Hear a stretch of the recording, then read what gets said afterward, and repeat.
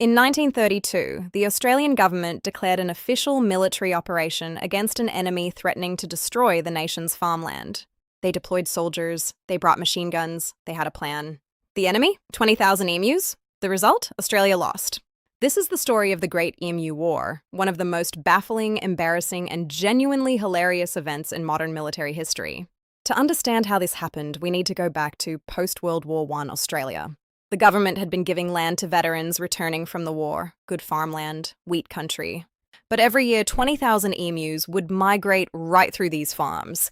And emus do not respect property lines.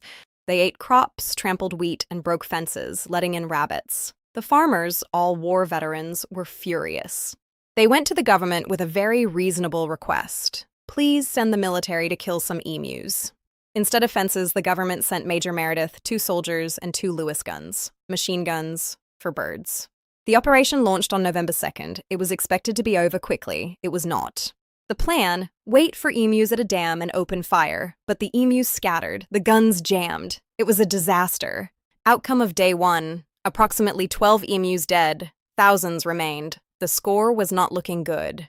The emus were using tactics. They had leaders, big black-plumed birds keeping watch while their mates raided the crops. Major Meredith even compared them to Zulus, saying they could face machine guns with the invulnerability of tanks. Back in the capital, the government was being mocked. Sir George Pearce earned a new nickname, the Minister for the Emu War. After 2,500 bullets and only 200 dead birds, the military withdrew. Round 1 was over. The emus had won. But the farmers still needed help, so a month later, the military returned. Round 2 was slightly better. They killed maybe 2,500 emus this time, but the population was still thriving. The migration didn't stop. The operation was finally shut down in 1953 when they just built a fence. The solution was always just a fence.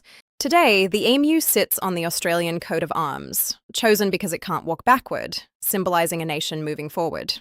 Subscribe for more stories buried in history, and let me know, are you Team Australia or Team Emu? I think we know the answer.